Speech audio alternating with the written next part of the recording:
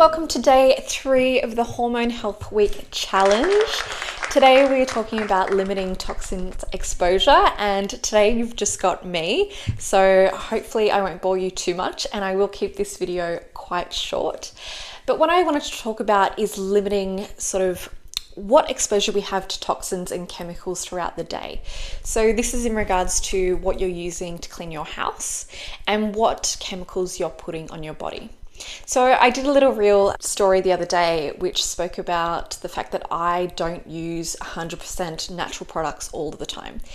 It's too hard. I don't want to make people change over their whole entire lifestyle. It's about limiting what you use and being aware of what you're putting on your body as well. So as I mentioned, I do love to use a retinol. I get Botox, I consider myself a holistic girly, but there's certain things that I like to use or certain treatments that I like to get done, and I understand what I'm putting in my body, and then the rest of the time I'm being very mindful about what I use. So for example, in my house, I don't purchase any cleaning chemicals because I've been using vinegar and bicarb and essential oils for the last few years now. I understand how effective they can be for cleaning and understand that I don't need to bring anything else into my house because I've got these, very natural products that I can easily swap in and out and use in different ways for different purposes. And again, with my skincare, I'm very mindful of the certain products that I use. Yes, I've got my retinol, but my face cleanser, for example, I'm using castor oil. My moisturizer, I'm making sure that there's no fragrance within there. So just being aware of what's in there. So when I take you through what are some of the key sort of names to look out for when you're looking at the back of ingredients on your products. And I want to share this really cool app that I found with you to actually scan and search the products that you currently have and just see where they sit on the clean scale. First of all, let's just have a look at why we need to look out for certain chemicals. And so these are endocrine disrupting chemicals that we need to look out for. So these particular chemicals mimic, block, or interfere with the body's hormones, which is part of the endocrine system. So the endocrine system is responsible for biological processes like growth, fertility, and reproduction. Endocrine disrupting chemicals can be found in so many different everyday products, and we cannot completely avoid them, which is what I was saying before. It's not about being perfect and avoiding everything because that's impossible. It's about making informed choices and reducing exposure where we can. So I want to go through just a few of these chemicals just to be mindful of. First few that I want to look at are just in sort of everyday products that we use. BPA, you've probably heard of this one before.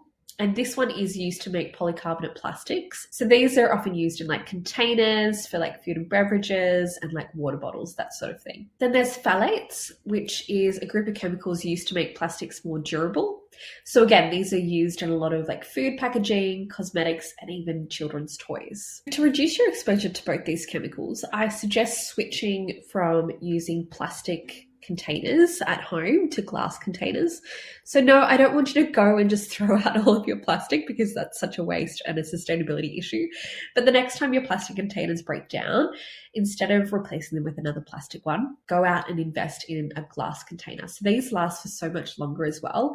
And there's no risk of BPA leaching through when you're heating up your food. There are a lot of products these days that are now BPA free, which is really good. So definitely be mindful and keep an eye out for those.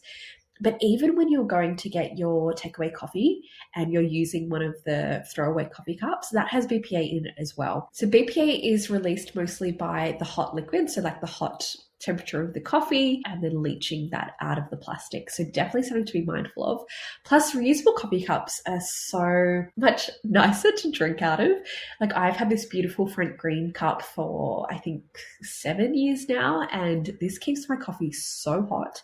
My husband will go out and buy me a coffee at like 7 a.m. in the morning and I won't drink it until 10 and it's still boiling hot. It's really good. I want to move over to endocrine disrupting chemicals in your cleaning supplies. So keep in mind as well, like BPA and phthalates, they are across the containers in our cleaning supplies and also cosmetics and stuff as well. So keep that in mind for all of the different products that you use.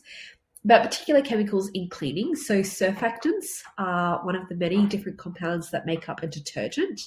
So they help to remove dirt from skin, clothes, and household items, so when you're cleaning.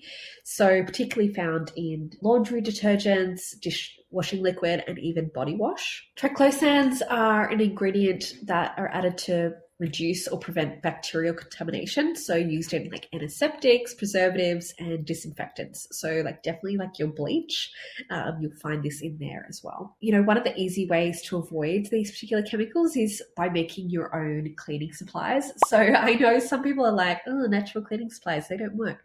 They do. So if you think back to sort of, you know, the 1800s, early 1900s, what were the things that people were using to clean? They were using these natural ingredients because these chemicals weren't created in labs then. So you're looking at using like vinegar, bicarb, and essential oils. Like essential oils are amazing. So I want to just take you through a few different therapeutic actions of essential oils that is great using for cleaning. Majority of essential oils actually have antibacterial properties. You also want to look for ones that have antiseptic and antiviral properties as well. So these will reduce bacterial contamination and reduce multiplication of bacterial molecules. Some of my favorites for cleaning, and you'll love these because they smell so fresh. Of course, there's lemon, tea tree, and lime. So these are my like 3 go-to essential oils that I use for cleaning. You'll also find like so many recipes on the internet of how to use natural cleaning products. Plus, I also love sharing a few on my Instagram, so definitely check them out. But it just opens up like a whole world of doing things with natural products and avoiding these chemicals altogether. Next, let's look at endocrine disrupting chemicals in cosmetics and skincare. So first one is phthalates, which of course we covered before, but phthalates is also used as a solvent and a stabilizer in perfumes and skincare products.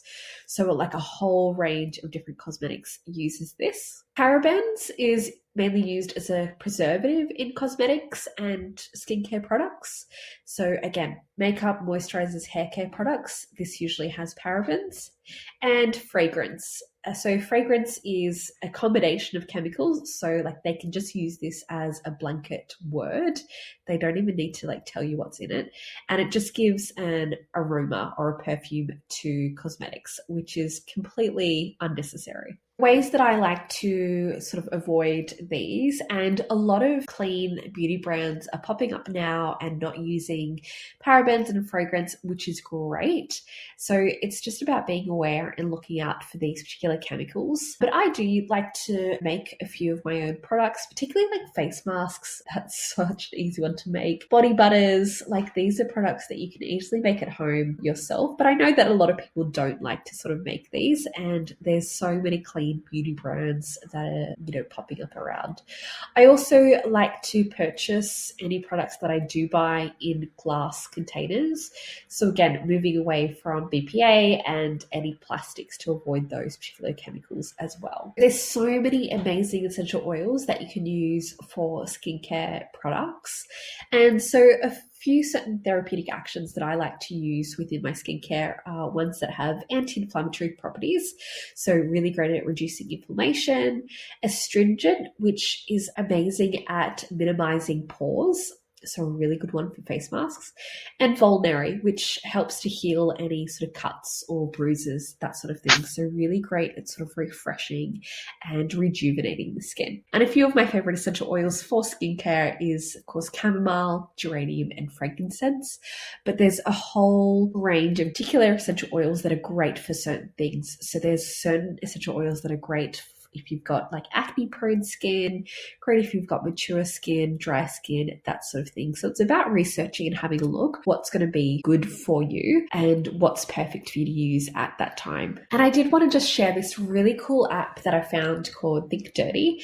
And so this particular app, you can scan or search your products or products that you think you're buying, and it will give you a rating of what the ingredients are and whether it's clean or not. not.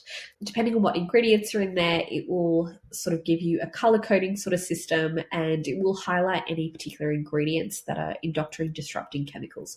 So this is a really cool app. So I hope today's topic has just given you some awareness of what's kind of in the beauty industry and within the cleaning products that we use, and just to be mindful of what sort of products you can swap out next time. So, if you finished your moisturizer, maybe look at using a different brand or, a different option for that. So again, it's not about being perfect, it's just about swapping out things that you can and just being mindful of that as well. And tomorrow's another exciting topic. I will have someone back chatting to you, and we're talking about supporting your lymphatic health.